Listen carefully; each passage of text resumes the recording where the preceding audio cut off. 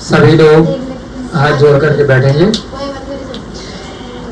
स्वाध्याय प्रारंभ होने जा रहा है। नमो अरिहंतारम नमो सेदारम नमो ऐरियारम नमो अध्यायारम परम दोए सब साहुरम। जय बोलिए देवाधिदेव आदिनाथ भगवान की जय बोलिए। अंतिम तीर्थंकर वर्तमान शासन नायक वर्धमान महावीर स्वामी की जय बोलिए। इस युग के प्रथमाचार्य श्री चारित्र चक्रवर्ती आचार्य भगवान श्री शांत सागर जी महा जय बोलिए। अनंत सिद्ध परमेष्टि भगवानों की। अजित सागर महाराज जी ने इसका संकलन किया है। ज्ञान दानम गुरुकुल में स्वाध्याय की जो श्रृंखला चल रही है उसके अंतर्गत हम सभी लोग यहाँ दशलक्षण पर्व के प्रारंभिक प्रथम दिवस से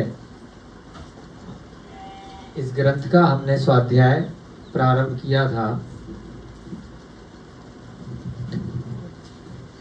उसको निरंतर जारी रखे हुए हैं।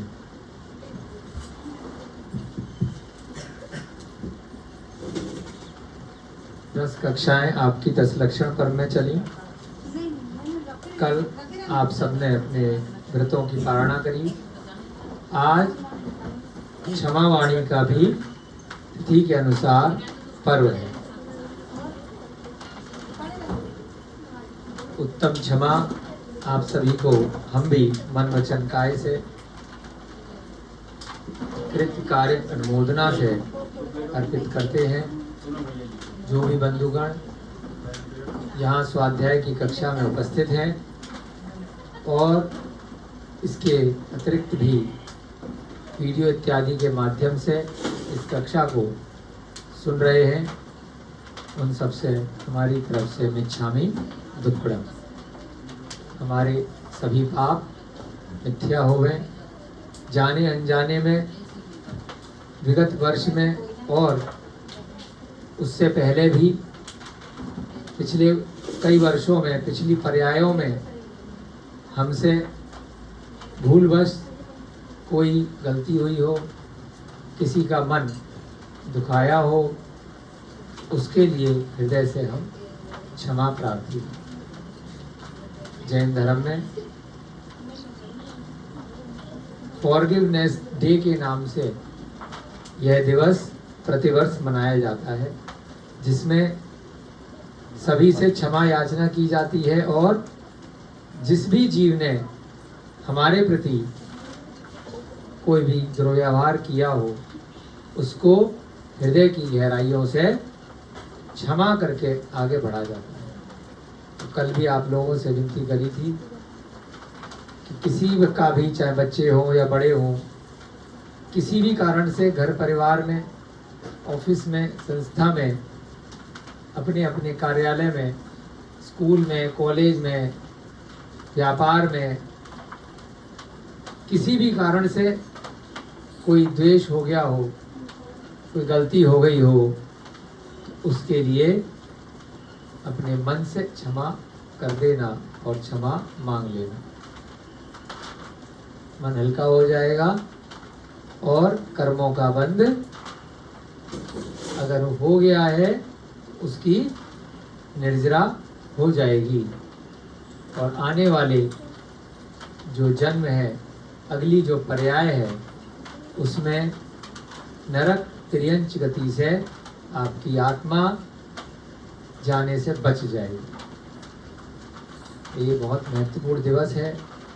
जिनेंद्र भगवान में कि जो गुणों की तरफ अगर कोई जीव जाना चाहता है, सम्यक दर्शन की प्राप्ति करना चाहता है, अनंत भवों से भव सागर में जो हम लोग भटक रहे हैं उससे पार पाना चाहता है, तो दशलक्षण महापर्व, पर्युषण महापर्व के बाद में जो उत्तम क्षमा वाणी पर्व आता है उसको केवल एक व्यवहारिक दृष्टि से ना बना करके, फॉर्मेलिटी ना समझ करके उसका सार को समझने का प्रयास कीजिए। कल भी आपको बताया था कि अगर 6 माह तक भी किसी ने किसी से बैर बांध लिया तो मोहनीय कर्म का तीव्र बंद हो जाता है, जिसके कारण से 70 कोड़ा कोड़ी सागर तक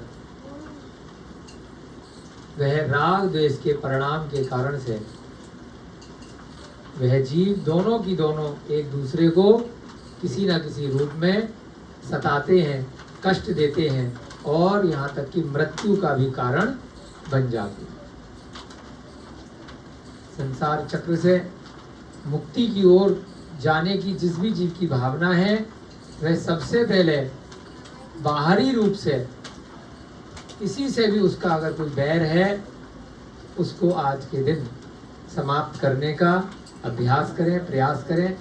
जिनसे आपका प्रेम व्यवहार है उनसे तो आप क्षमा याचना कर ही लेते हैं, जिनसे आपकी बातचीत बंद है कोशिश कीजिए किसी न किसी बहाने से, आप अगर फ़ोन नहीं कर पा रहे, मिल नहीं पा रहे तो कम से कम आजकल व्हाट्सएप है, सोशल मीडिया है, SMS है या चिट्ठी है, किसी दूसरे प्रकार से संदेश भेज करके उनसे क्षमा याचना करने का प्रयास कीजिएगा। अगर अंदर से क्षमा याचना करने की बहुत ज़्यादा भावना नहीं हो पा रही है किसी से भी जिसने आपको कष्ट दिया है या आपने जिसको कष्ट दिया है।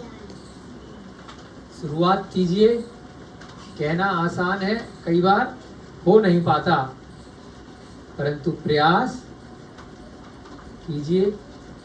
हम भी कोशिश करेंगे सोचने की कि किससे हमारी बातचीत बंद है। सबके साथ होता ही है, किसी न किसी रूप में कोई द्वेष हो गया। अगर वह अच्छे जीव हैं तो उनसे माफ़ी मांग लीजिए। यदि आपका उनसे कोई वास्ता पड़ ही नहीं रहा है, कभी उन्होंने आपके साथ कोई बेईमानी करी है, कुछ किया है, अगर कोई काम नहीं पड़ रहा है तो ठीक है भाई, आगे बढ़ो। परंतु कम से कम जो आपके घर परिवार में अगर किसी सगे संबंधी से अगर बातचीत बंद है उससे अवश्य प्रारंभ करने का प्रयास आज के दिन से करना चाहिए। हम लोगों की यह कथा चल रही है सामूहिक रूप से, व्यवहारिक रूप से यहाँ पर भी क्षमावाणी का पर्व सभी समाज के साथ में 1-2 दिन में उसकी तिथि डिसाइड कर ली जाएगी। अभिषेक जी के साथ बैठ करके आज शाम को आ जाना, थोड़ा ऑफिस में क्लास के बाद तो फाइनल कर लेंगे कि रविवार के दिन इस रविवार को रखना है, अगले रविवार को। तो सभी लोगों को सामूहिक रूप से, सब बच्चे, उनके परिवार के लोग, सारे स्टाफ और जितने भी बाहर समाज से जुड़े हुए इस मिथिलापुरी के क्षेत्र में लोग हैं, सुनपुरा के आसपास, नोएडा में, उन सबको आमंत्रण करने का प्रयास करेंगे। सम्यक कौमुदी ग्रंथ में राजा श्रेणिक, गौतम गणधर, भगवान महावीर और बहुत सारा चतुर्विद संघ समूह शरण में विराजमान है। सम्यक दर्शन को किस प्रकार से बढ़ाया जाए उसकी कथा चल रही है। वहां अरहत दास सेठ की कथा भगवान के श्रीमुख से निकल रही है।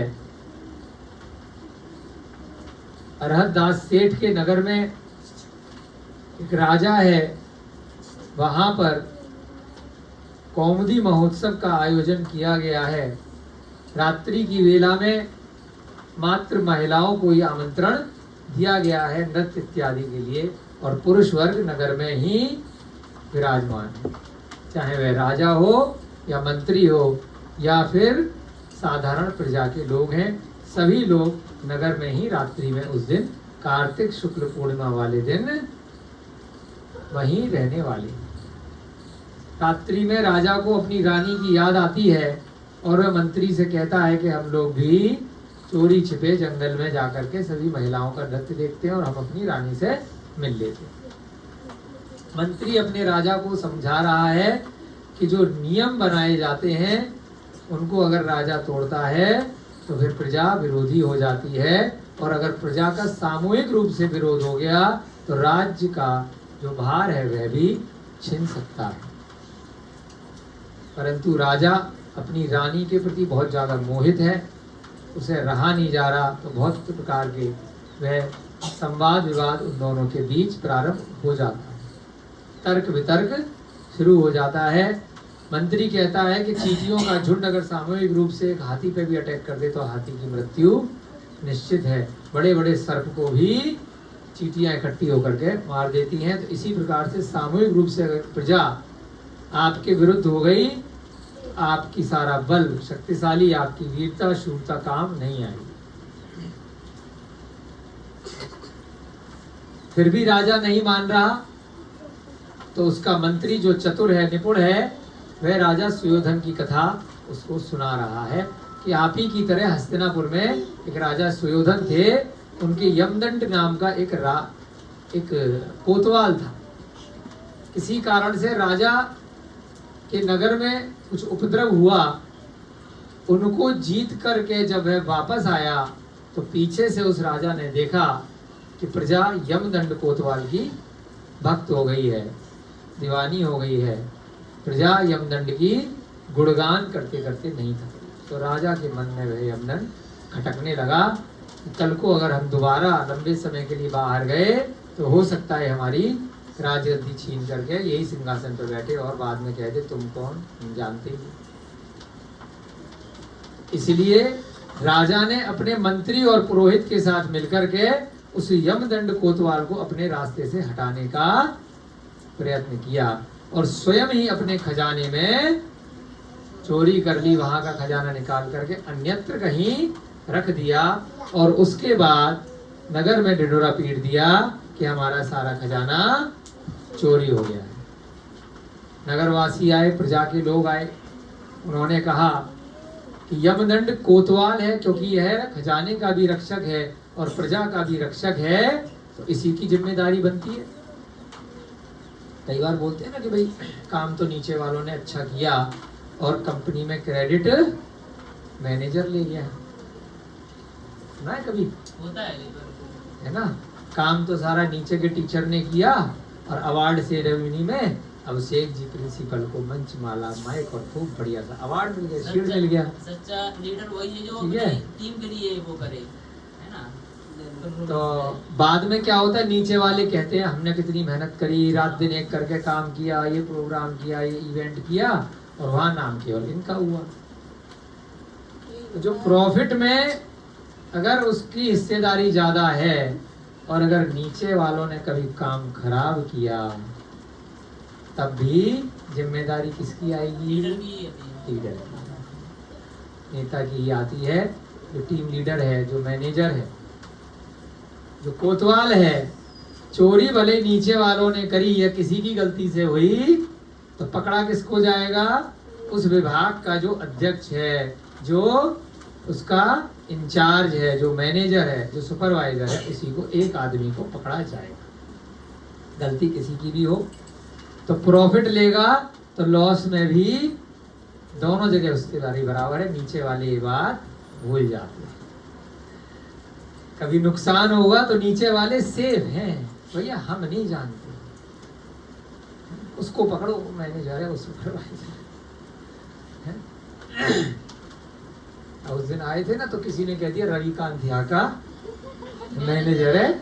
हर आदमी रविकांत को ढूंढ रहा, कौन रविकांत, कौन रविकांत, बेचारा।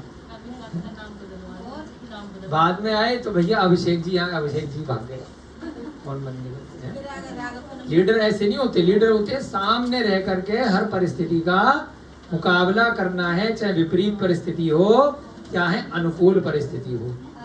जो विपत्ति में और संपत्ति में, दोनों परिस्थितियों में सच्चा लीडर, सच्चा नेता वही है जो हर तरह से जिम्मेदारी ले। तो यहाँ पर भी क्या हो रहा है कि प्रजा ने कहा कि भैया ये ही जानता है, इसी को पकड़ो। जितने वहां पे सैनिक इंचार्ज थे उस खजाने के राजमहल में, उन सब ने कह दिया हम नहीं जानते भैया, कोतवाल चाहे यहाँ है या नहीं है, चाहे कहीं और गया हुआ था, उसको पकड़ो, उसको निपटाओ। तो राजा ने बड़े भारी मन से 7 दिन की मोहलत उस कोतवाल को दी, क्योंकि राजा चाहता था कि आज ही इसका काम तमाम हो जाए, परंतु प्रजा से जो श्रेष्ठी जन महाजन आए उन्होंने कहा इतनी जल्दी नहीं, कुछ ना कुछ अपॉर्चुनिटी ऑफ बीइंग हर्ड इसको दी जानी चाहिए, कुछ न्यायोचित कदम उठाना चाहिए, इसकी भी सुनवाई, इसको भी मौका दिया जाना चाहिए, कम से कम 7 दिन इसको देने चाहिए। अगर ये चोर को और खजाने को पकड़ के ले आता है तो बहुत बढ़िया, नहीं लाता है इसको जो भी आपको फांसी की सजा देनी है, जो भी गला इसका काटना है, जो भी उसको हत्या करनी है तो आप कीजिए, क्योंकि तो इसने अपनी जिम्मेदारी ठीक से नहीं निभाई। जब ये अच्छे से प्रजा को और खजाने को रखता था तो आपने इसको इनाम भी भर भर के दिया है, खूब इसको सर पे चढ़ाया है। आज इसकी गलती है, आज इसको उसकी भरपाई भी करनी ही चाहिए, दोनों पक्षों से बराबर होना चाहिए। कि खाली प्रॉफिट में हिस्सेदारी है और लॉस हुआ तो भाग गए, ऐसा काम नहीं होता है। अब कोतवाल जो था उसने अपनी जांच पड़ताल चालू करी, सीआईडी की तरह, सीबीआई सीरियल आता है ना, चोर की दाढ़ी में तिनका, वो कौन सी है वो, प्रद्युमन, टीवी पे सीरियल आता था पहले, सीआईडी में, तो जा करके अपनी जांच पड़ताल चालू करी। जैसे ही खजाने में कोतवाल पहुंचा तो क्या देखा, कोई तो एक खड़ाऊआ पड़ी हुई है, अरे खड़ाऊ तो राजा की है, एक अंगूठी पड़ी मिल गई, अंगूठी तो मंत्री की है, और एक जनेऊ पड़ा मिल गया, जनेऊ तो पुरोहित का लग रहा है, अरे मर गया। यानी कि कल तक तो कुछ हम राउंड पे रहते हैं, कल हम राउंड पे आए थे तब तो ये सामान यहाँ पे नहीं था, खजाना भी सही सलामत था। इसका मतलब राजा, मंत्री और पुरोहित इन तीनों ने मिलकर के ही चोरी करी है और हमारे खिलाफ षड्यंत्र रचा है। तो जब राजा ही चोर है तो हम कैसे किससे बोलेंगे, किसको बोले, कोई सुनवाई नहीं है। जब मालिक ही हमारे पीछे पड़ गया है तो बढ़िया है, या तो भाग जाओ यहाँ से, या फिर है ना सरेंडर कर दो कि हमने चोरी करी है भाई साहब, जो दंड दिया जाए देंगे। अब उसने समझ तो लिया ही कि चोर कौन है, लेकिन अब उसके पास कोई विकल्प तो है नहीं। अब वह प्लानिंग कर रहा है, दिमाग दौड़ा रहा है कि किस प्रकार से अपनी जान बचाई जाए, क्योंकि राजा ने ठान ली है कि हमारे को मृत्यु दंड देगा, और ये पहचान के 3 चिन्हों से पता चल गया है कि राजा ने ही या उसी के दिशा निर्देशन पे यहाँ पर चोरी हुई। तदनंतर यमदंड धूर्त वृत्ति कृत्रिम रूप से चोर की खोज करने लगा। उसे चोर तो पता है, पहचान मिल गई, परंतु कृत्रिम यानी आर्टिफिशियल, नकली रूप से ढूंढने लगा। अच्छा तुमने करी है कि चोरी, तुमने करी है क्या, जबकि मालूम है। अब इसको तो बोलेगा नहीं राजा है बिठाएगा, और लोगों को पकड़ करके प्रश्न करने लगा। वह पहले दिन राजसभा में गया और राजा को नमस्कार कर बैठ गया। अब एक दिन करके काउंटडाउन चालू हो गया है, एक दिन करके 7 दिन निकलने वाले हैं। देखते हैं क्या होता है कहानी में। पहला दिन आया, राजा को नमस्कार किया और राजसभा में बैठ गया। राजा ने पूछा, हाँ हे यमदंड, बोलो। हाँ भाई शंकर, हे यमदंड, तूने चोर को देखा, पता चला कुछ? यमदंड ने कहा, हे स्वामिन, मैंने सर्वत्र चोर की खोज करी, परंतु कहीं भी नहीं मिला, कहीं भी दिखाई नहीं दे रहा। राजा ने उससे कहा, इतने काल तक आप कहाँ थे? है? जब वो चोरी हो रही थी, अपने उत्तरदायित्व का निर्वाह क्यों नहीं कर रहे थे? अच्छे अच्छे लोगों की नियुक्ति क्यों नहीं करी थी? कहाँ थे तुम जब चोरी हो रही थी? यमदंड ने कहा, वाह हे देव, एक स्थान पर कोई कथावाचक कथा कह रहा था, वहां में जाकर के बैठ गया था, इसलिए कहानी सुनने में टाइम लग गया और पीछे से कांड हो गया। वर्तमान में क्या है, कुछ कांड हो जाता है, उस समय कहाँ थे, मोबाइल पे यूट्यूब पे वीडियो देख रहा था 2 घंटे से, तो पता ही नहीं चला सामने से क्या हुआ। राहुल जी कल यहाँ पे सफाई कर रहे थे, कान में लीड लगा करके, हमने 2-3 बार आवाज लगाई, सुनी नहीं रहे, गाने में मस्त, होश ही नहीं है, कोई उठा के भी ले जाओ उनका सामान, कोई खबर ही नहीं। ऐसे ही जैसे आप लोग कथा में मस्त हो, ऐसे ही मैं एक कथा में जाकर के बैठा था और बड़ी अच्छी सी वहां पे गॉसिपिंग गप्पे चल रही थी, कहानी चल रही थी, तो मैं बैठ गया और मैं टाइम देखा नहीं, मेरी ड्यूटी आवर थे, टाइम निकल गया। इसी बीच वहां पर गार्ड सो गया होगा और चोरी हो गई। यहाँ पर भी होती, कई बार हम पूछते भाई क्या हुआ, कैसे हुआ है, तो बिजली का तार चोरी हो गया, कौन ले गया, कैसे ले गया, भाई हम तो यहाँ थे, हम वहाँ थे, हमारी क्या जिम्मेदारी, हम तो ड्यूटी पे थे ही नहीं, हम तो आज छुट्टी पे थे, हम तो आए नहीं। कोई ना कोई बहाना रहता है, फिर भी जिम्मेदारी गार्ड की रहती है कि भाई अगर तुम नहीं थे तो किसी और की नियुक्ति उस दिन करनी चाहिए थी, बताना चाहिए था कि आज मैं छुट्टी पर हूँ। तो ये जिम्मेदारी आपकी बनती है, क्योंकि कभी भी चोरी हो सकती है।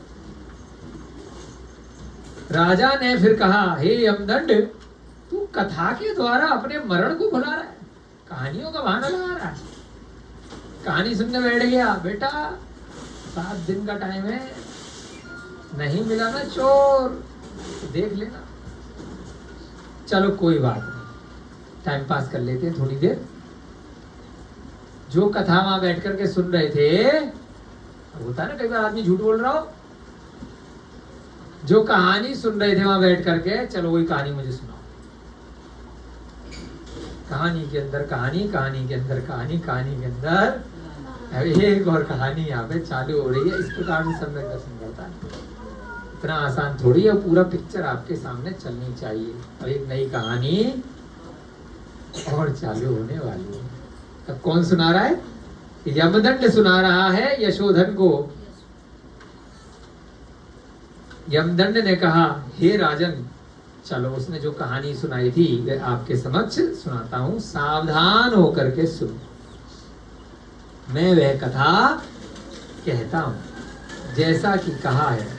हम उपद्रव रहित उस वृक्ष पर बहुत समय तक रहे, परंतु अब उस वृक्ष की जड़ में एक लता उत्पन्न हुई है, उसके कारण मरण का भय उत्पन्न हुआ। एक कहावत है, कोई चिड़िया है पेड़ पर अपने बहुत सारे पक्षियों के साथ मान लो रह रही है, और बड़े आनंद से वहाँ घोंसला बना रहे हैं या रात्रि में आके विश्राम कर रहे हैं। ये भी एक संस्था का कैंपस है, आराम से रह रहे हैं, कोई उपद्रव नहीं। परंतु अचानक से उस पेड़ की जड़ में एक लता, छोटी सी नई लता, नया पेड़ या नई बेल निकली। हम ध्यान से समझना क्या उदाहरण दे रहे। एक पेड़ है, उस पे बहुत सारे पक्षी रहते हैं, इस संस्था में हम सारे लोग रह रहे हैं। एक छोटा सा कोई गलत आदमी अभी एंटर ही किया है, एक लता उत्पन्न हुई है, उसके कारण मरण का भय उत्पन्न हो गया। कल संत जी बोले अभी तो 2 घंटे, अरे यहाँ से सांप निकला है, अभी बोले थे ना। मैंने कहा भैया अपना काम करो, रोज निकलता है, जाने दो उसको, तो आदत पड़ गई है, क्या कर लेगा वो, अपने घर जा रहा हूँ, अपने घर जा रहे, आगे बढ़ो। परंतु अगर यही सांप घर में निकल आए, उसका छोटा सा बच्चा, तो मरण का भय उत्पन्न हो जाता है। और अगर आस्तीन में सांप आ जाए, उदाहरण है ना, आस्तीन में सांप पाले हुए हैं, यानी कि अपने आसपास ही कोई बेईमान व्यक्ति, कोई मायाचारी व्यक्ति, कोई धोखा देने वाला व्यक्ति, जिसका पूर्व अनुभव धोखे वाला है, बेईमान है, ऐसा व्यक्ति अगर है तो डर उत्पन्न हो जाता है कि कल को पता नहीं ये हमारे साथ भी कुछ गलत ना करे। साथ खड़े हो आगे नहीं, हाँ, उसको भी देखते रहना बेटा। तो एक पेड़ है, एक कहावत है, और हमने तो पहली बार ही पढ़ी है वैसे तो, लेकिन हम इसको चिंतन कर रहे हैं आप लोगों के साथ में कि उदाहरण क्या चल रहा है। कि कहा जाता है कि बहुत समय तक वृक्ष पर रहे और वृक्ष की जड़ में से कोई ऐसी लता उत्पन्न हो गई जिससे मरण का भय उत्पन्न हो गया है।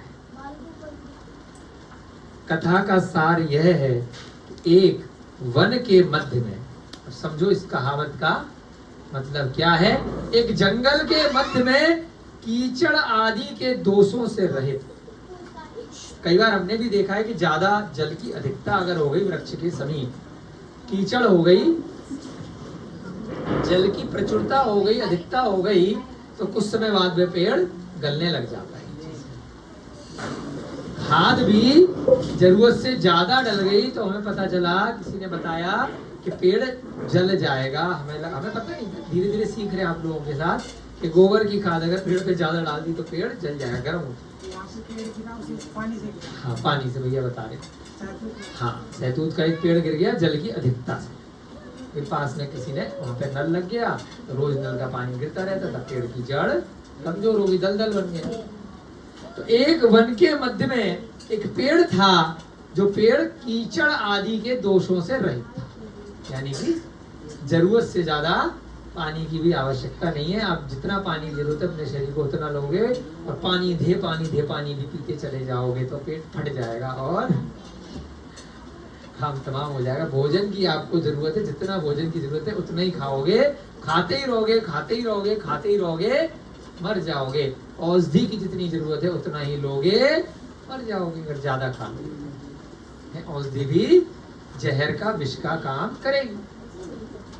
तो कीचड़ भी कई बार जरूरत है उस पानी को पनपने के लिए, मिट्टी में अगर पानी मिला है, परंतु अगर बहुत ज्यादा है तो वह गलत है। वह पेड़ भी दोषों से रहित था तथा सहस्त्र दल आदि कमलों के समूह से मान सरोवर के समान बड़ा भारी सरोवर था। सहस्त्र माने हजार, कई हजार कमल पास में ही एक सरोवर था उस पेड़ के पास, तो बहुत सुंदर वह वन था। ये क्या है? वो कथा सुना रहा है कौन?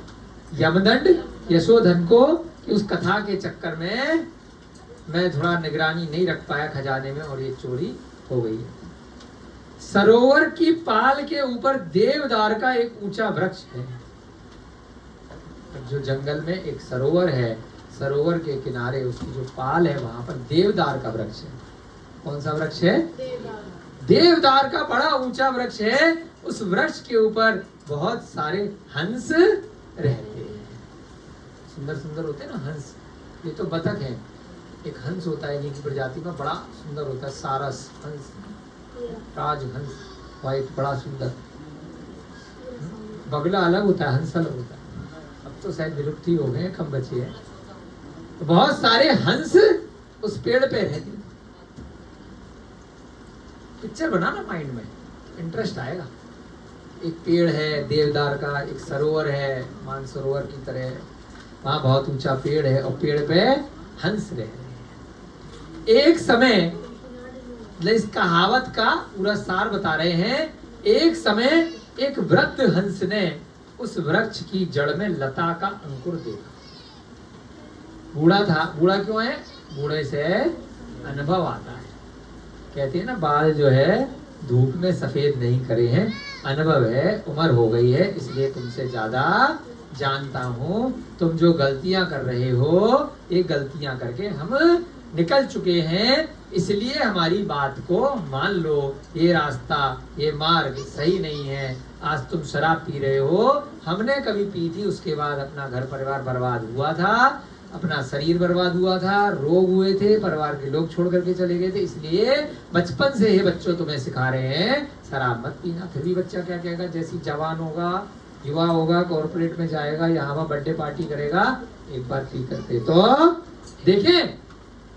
कॉलेज में आए हैं, बार में जाकर के तो देखें, डिस्क में जाकर के एक बार डांस करके तो देखें। रात्रि में क्या आनंद आता है वहां पर, किस प्रकार से आनंद उस माहौल के अंदर, उस नशा में, उस मांसाहार में, उस पर स्त्री सेवन, पर पुरुष सेवन के उस माहौल में उनको अच्छा लगने लगता है। क्यों? उस उम्र के पड़ाव के कारण से। माता पिता समझा रहे हैं कि उस गली मत जाना, उनको मना कर रहे हैं, हम नहीं जाते, लेकिन आकर्षण है, निषेध में आकर्षण है। जो कार्य के लिए आपके वृद्ध जन, आपके बड़े जन, आपके अनुभवी, आपके हितैषी मना करेंगे, कोई भी बच्चा है या कोई भी अनुभव से रहित व्यक्ति है, वह कार्य जरूर करेगा। हमारे साथ भी होता था, घर में कभी प्याज नहीं आया तो हमेशा प्याज नहीं खाना, प्याज नहीं खाना। तो जैसे ही जब दिल्ली आए तो पता नहीं प्याज में क्या है, कभी खाया तो था नहीं, स्वाद ही नहीं पता था। 18 साल के जब हुए, जब दिल्ली आए तो सबसे ज्यादा आकर्षण प्याज में था। जैसे ढाबे पे खाना खाने बैठते थे, खाना तो अलग और प्याज ही प्याज खा रहे,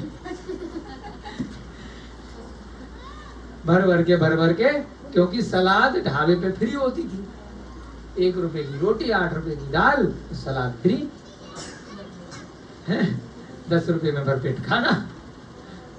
तो सलाद में प्याज ही प्याज, खाए जाओ पेट तो उसी से भर लेते थे। फिर कुछ समय बाद धीरे धीरे करके, कई वर्षों के बाद समझ में आया कि भाई प्याज में क्या दोष है। जब स्वयं से अनुभव हुआ, जब ग्रंथों से अनुभव हुआ, जब आचार्य महाराज का सानिध्य मिला, जब जिनवाणी का सानिध्य मिला, निमित्त मिला जिनेंद्र भगवान के मंदिर में, तब वह प्याज, वह लहसुन, वह अब एक ही दिन में प्याज तो छोड़ो, 10 साल हो गए मूली गाजर तक नहीं खाई, है ना, शकरकंदी ऐसे छूटी वो एक ही दिन में। जब पता चला कि क्यों छोड़ना है, क्या दोष है, जबकि हमें गाजर बहुत पसंद थी, है ना, शकरकंदी भी बहुत पसंद थी, आलू भी बहुत पसंद था, कैसे छूटा, कब छूटा, कुछ नहीं मालूम, एक झटके में, एक ही दिन। तो अंदर से जब आपको आत्मानुभूति होती है, आपको उस चीज में अपने अनुभव से पता चलता है ना। जिस दिन आपको पता चलेगा कि सिगरेट में क्या दोष है, शराब में, खूब दोस्त पिलाएंगे, खूब मित्र पिलाएंगे, लेकिन जिस दिन आपके अंदर से क्लिक हो जाएगा कि क्या दोष है शराब में, क्या गटर का पानी है, क्या इसमें परेशानी है, इस मधुमास और मदिरा में। बहुत सारे लोग शहद खाते हैं, अरे शहद के बिना इतना अच्छा जीवन है, क्या भ्रांतियां फैला रखी हैं। शहद में मांस खाने से भी ज्यादा दोष है। एक बूंद शहद की अगर आपने सेवन कर ली तो 7 गांव, सुनपुरा जैसे 7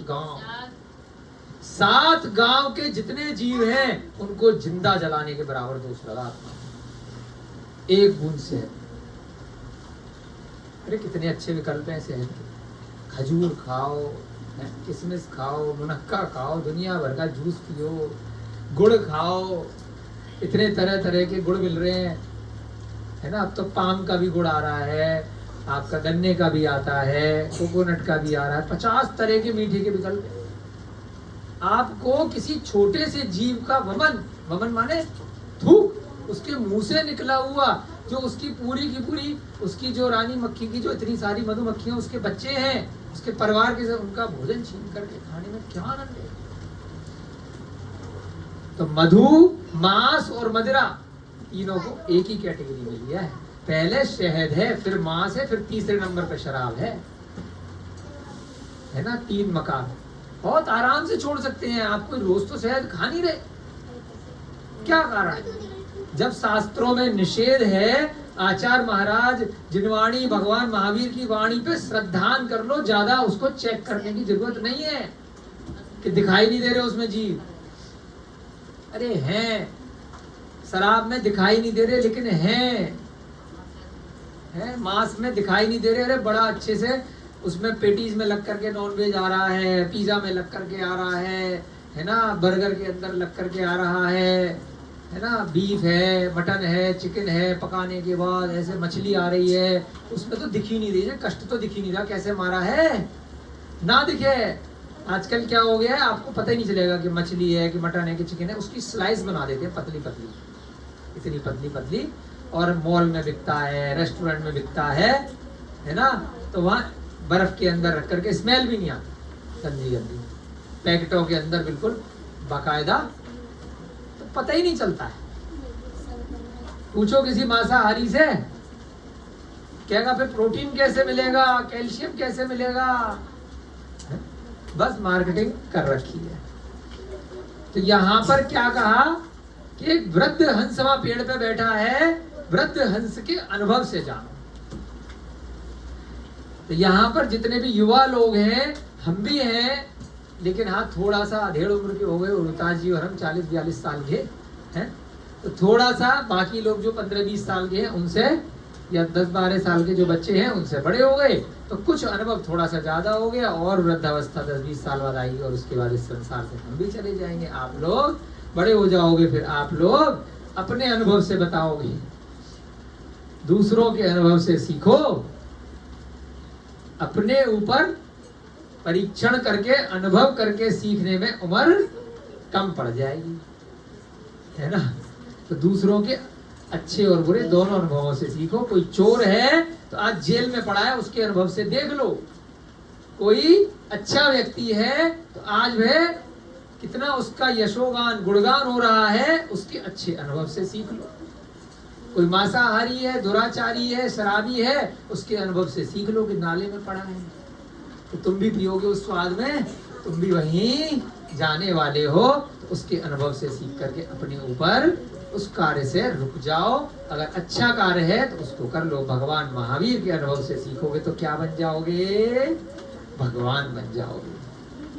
और रावण के अनुभव से सीखोगे तो नरक में जाओगे।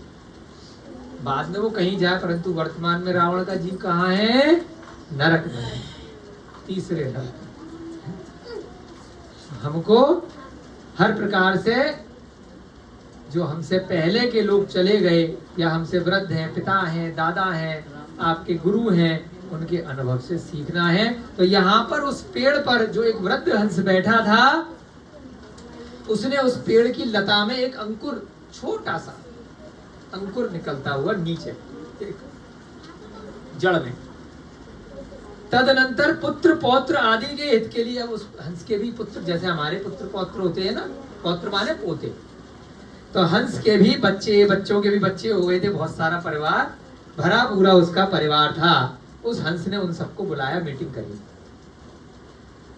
कि वृक्ष की जड़ में उगते हुए इस लता के अंकुर को, हे पुत्र पौत्रों, क्या बोला उस हंस ने, देखो नीचे ये जो कांटा निकल आया है, ये जो लता है बेटा जहरीली है, ये सही नहीं है, ये धीरे धीरे करके इस पेड़ में दीमक लगा देगी, खा जाएगी, और हमारा आशियाना उजड़ जाएगा, हमारा यह पेड़ समाप्त हो जाएगा।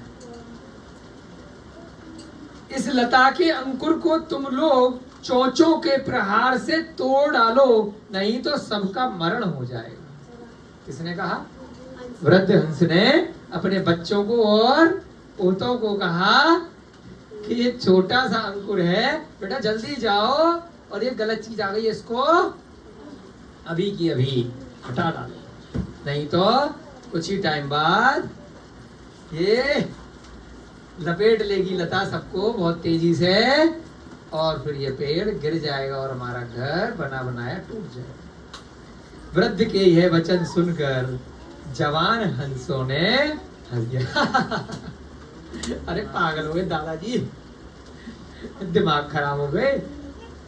उसके अपने बच्चे और पोते क्या कह रहे हैं, उस हंस की हंसी उड़ा रहे हैं, जैसे शराबी का जिसको नशा पड़ गया अपने पिताजी की और अपने दादाजी का अपमान करते हैं।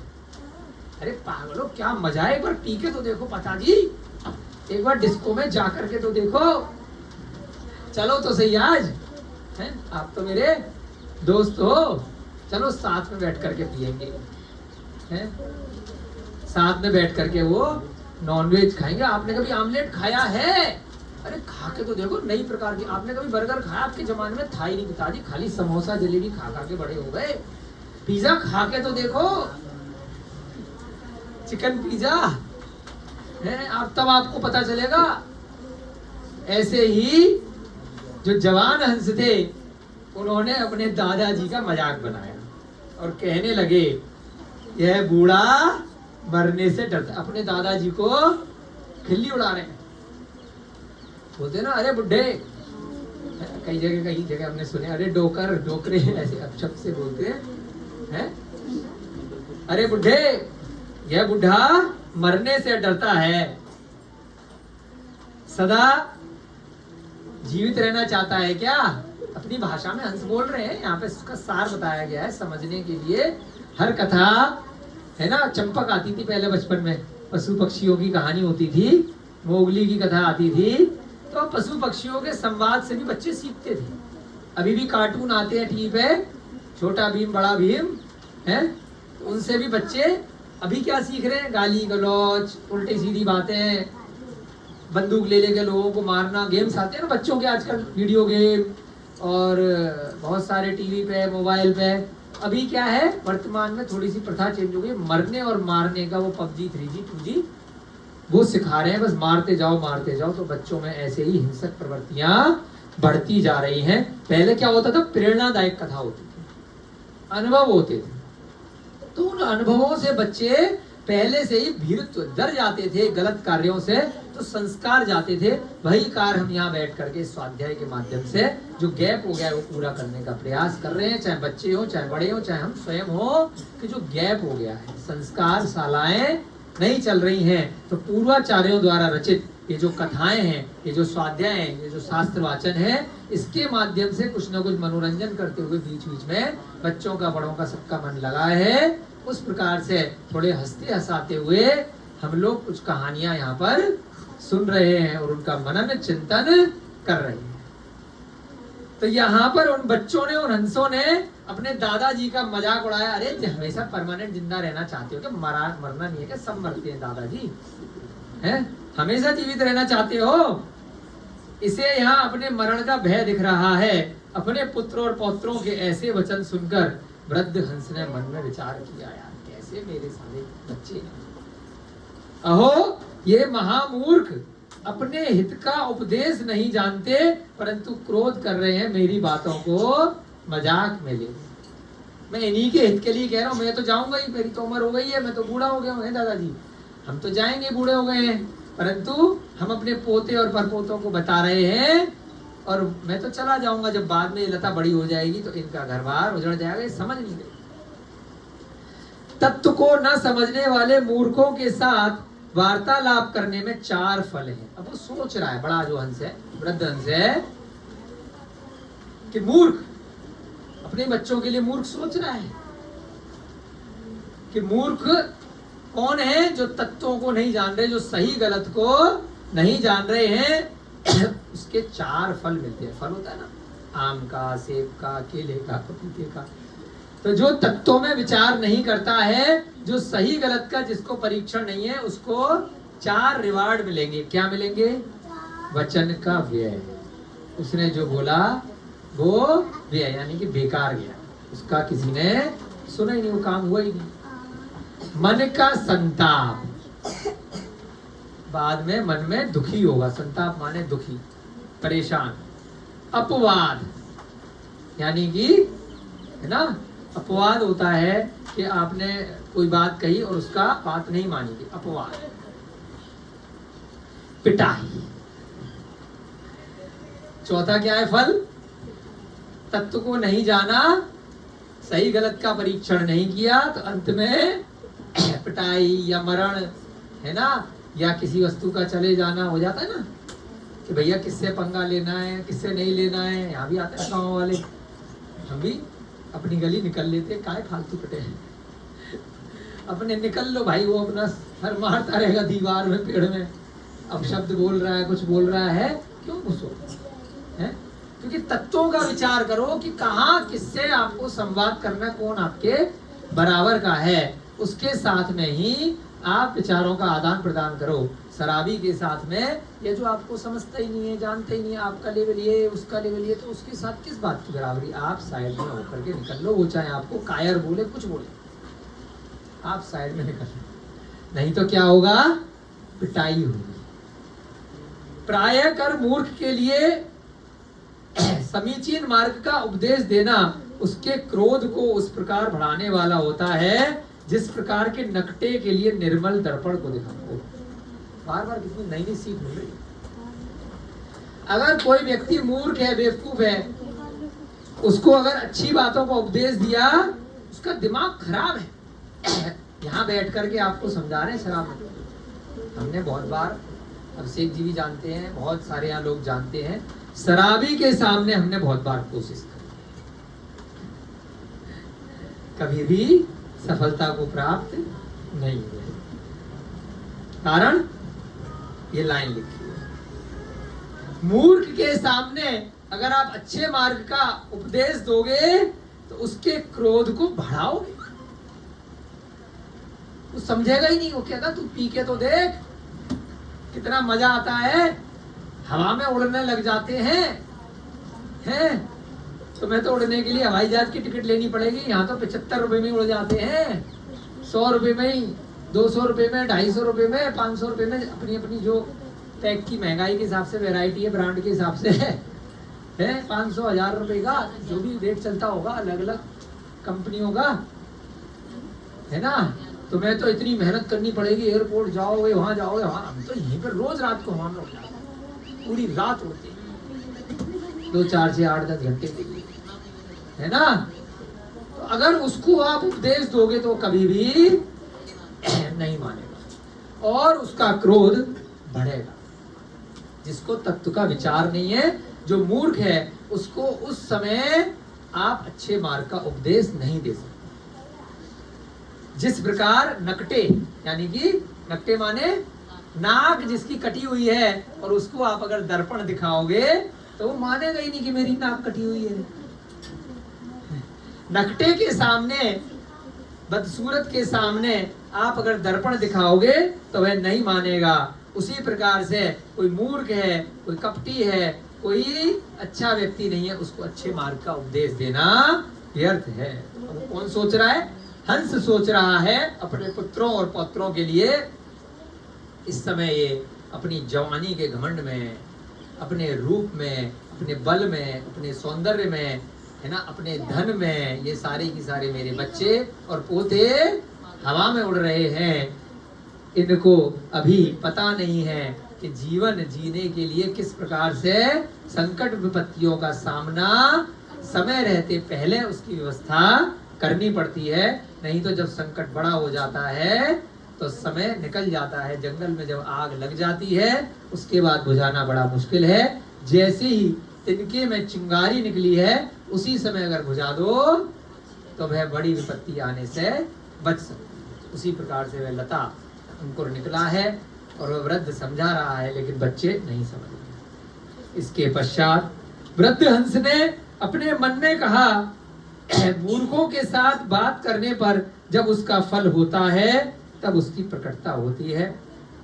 जब जो होगा देखिए, हमें तो चले ही जाना है, इनसे बहस करने का कोई फायदा नहीं है। जब इसका फल आएगा, जब ये लता बड़ी होगी, अपने आप निपट जाएगी।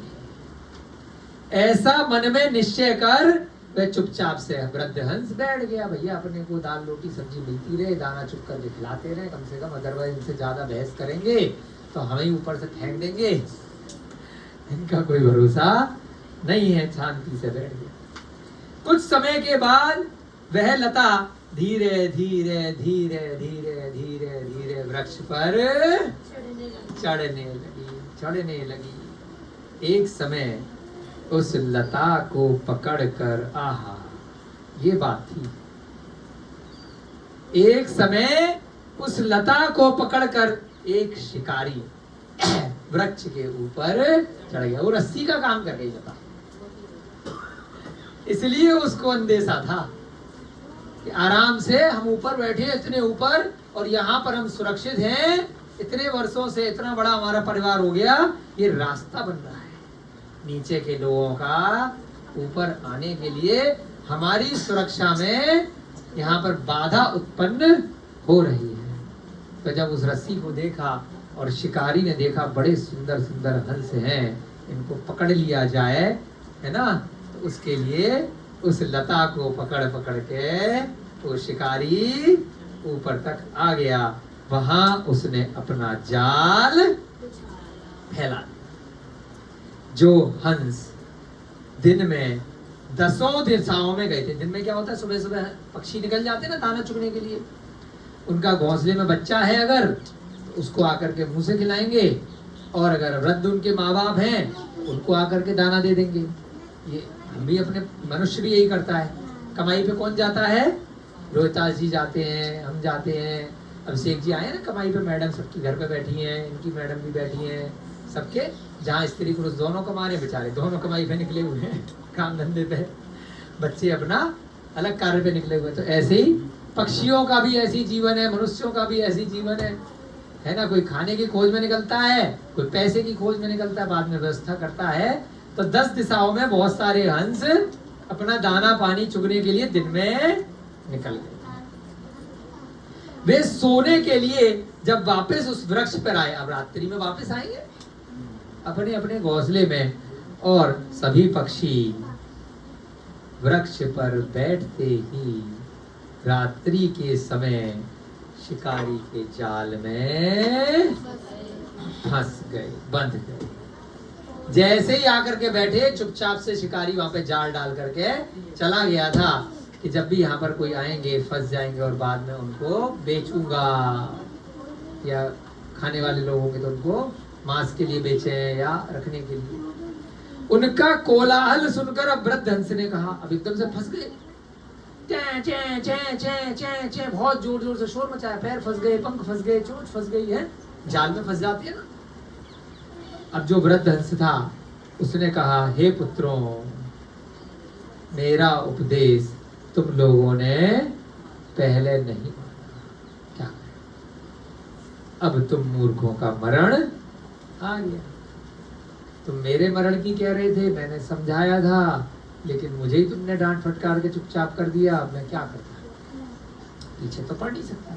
हमारे पिताजी बहुत डांटते हैं, कई बार बहस हो जाती, बाद में लगता है कि हाँ कुछ बातें तो अच्छी हैं, अनुभव के आधार पर बता रहे हैं। 2 तरह की अप्रोच होती है अंग्रेजी में, एक पैसिमिस्टिक और एक ऑप्टिमिस्टिक है, एक नकारात्मक और एक सकारात्मक। तो कई बार अनुभवों के आधार पर कई लोग, वृद्ध लोग जरूरत से ज्यादा नकारात्मक हो जाते हैं, तो वह ना तो स्वयं कोई भी रिस्क लेते, ना किसी को लेने देते। तो एक बीच का रास्ता, एक कैलकुलेटेड रिस्क होती है, मैं इस कार्य को करने में मैं कितना रिस्क में हूँ और कितना प्रॉफिट है। तो उसको जो जीव लेता है वो धीरे धीरे आगे बढ़ता जाता है और अपने पुण्य के प्रताप से विपरीत परिस्थितियों का सामना करते हुए आगे बढ़ता है। हमेशा नकारात्मक होना भी सही नहीं है और जरूरत से ज्यादा सकारात्मक होना भी सही नहीं है। पहाड़ पे से जा रहे हो और आगे खाई है, अरे कुछ नहीं होगा, कुछ नहीं होगा, कुछ नहीं होगा, मेरे ऊपर तो भगवान का आशीर्वाद है, तो भैया गिरोगी। तो इतना रिस्क लो कैलकुलेटेड कि भैया किनारे किनारे चल करके अपने गंतव्य तक पहुंचना है। अगर कहीं पर आपको जाना है, सुसाइड, आत्महत्या मत करो, उतनी आप रिस्क लो, उतनी अप्रोच अपने जीवन में धारण करो कि जो आपको जैसे मोक्ष मार्ग पर जाना है तो सीधे थोड़ी ना मरण को प्राप्त हो जाओगे। धीरे धीरे धीरे धीरे धीरे धीरे पहले ग्रस्त के श्रावक धर्म का पालन करो, फिर उसके बाद धीरे धीरे धीरे धीरे करके निर्गंतचर्या का पालन करो और फिर मोक्ष मार्ग पे जाओ। सीधे डायरेक्ट बिना अभ्यास के करोगे तो गड्ढे में गिर सकते हो, चर्या में दोष लग सकता है। तो यहाँ पर भी क्या कहा कि अब तुम मेरे को मूर्ख बोल रहे थे, अब आपका भी मरण नजदीक आ गया है। चलिए 5 मिनट और है आपके पास। अब जब ये संवाद चल रहा है तो वहीं पास में बैठा हुआ एक बकवादी टिड्डा, टिड्डा जानते हैं? सब बच्चे जानते हैं। ऐसा बड़ा सा एक कीड़ा होता है ना, हाँ बड़ा सा लंबा सा होता है, कई बार सुना काट भी लेता है, डंकी मार लेता है, टिड्डा बोलते हैं। बकवादी माने बहुत बोलता था। जब ये संवाद चल रहा था, जाल में हंस फंस चुके थे, तो जरूरत से ज्यादा बोलने वाला बकवादी टिड्डा कटुक शब्द कह रहा था, है ना, मतलब जो भी उसके कटुक शब्द होते हैं अपनी भाषा में टाए टाए टाए टाए कर रहा था। वहां निश्चय से राजहंस पक्षी का दूर हट जाना ही उचित है। वो क्या कह रहा है कि भाई साहब जो राजहंस हैं वो पक्षी वहां से दूर हट जाएं, नहीं तो हाँ जो वृद्ध पक्षी है उसको भी वह फिर सारे के सारे पक्षी परेशान करेंगे। जैसा कि कहा है बुद्धि अच्छी है वह विद्या अच्छी नहीं है, विद्या की अपेक्षा बुद्धि श्रेष्ठ होती है। जिस प्रकार सिंह को बनाने वाले वे विद्वान नष्ट हो गए थे, उसी प्रकार बुद्धिहीन मनुष्य भी नष्ट हो जाते हैं। अब ये कुछ उदाहरण आगे कल की कक्षा में लेंगे। क्या कहना चाह रहे हैं सिंह के उदाहरण से और बुद्धि के उदाहरण से, है ना। आपका समय हो रहा है, थोड़ा अपने को सीखने को मिला है कि हमें अपने घर परिवार में अपने जो वृद्धजन हैं, आप जो इस विद्यालय में पढ़ रहे हैं, आपके जो गुरुजन हैं, आपके जो बड़े लोग हैं, आप जिस संस्था में कार्य कर रहे हैं, आपके जो सीनियर लोग हैं, उनके अच्छे और बुरे दोनों अनुभवों से सीखो। अगर वह चरित्रवान है तो उनके चरित्र से सीखो, अगर वह दुष्चरित्रवान है तो उनका जो दुष्चरित्र से उनको बाद में जो नुकसान हानि हुई है उससे सीख करके आप भी संभल जाओ। इन्हीं शब्दों के साथ में सम्यक कौमुदी का आज का थोड़ा सा स्वाध्याय हंस की कहानी पर, है ना, हम लोगों ने कुछ सीखा। अब ये कहानी कौन सुना रहा था? यमदंड समझा रहा है राजा को कि मैं कौन सी कहानी सुनने में व्यस्त था जिसके कारण से आपके खजाने में चोरी हो गई है। अब देखेंगे इससे क्या बताना चाह रहा है, कहीं ना कहीं कुछ ना कुछ लिंक होगा। सभी को जय जिनेन्द्र, जय जयदु जड़ंदो, जय बोली भगवान महावीर स्वामी की, अनंतानंत सिद्ध परमेश्वर भगवान की, अभिषेक भैया जी अर्जुन वाणी की स्तुति भगवान की।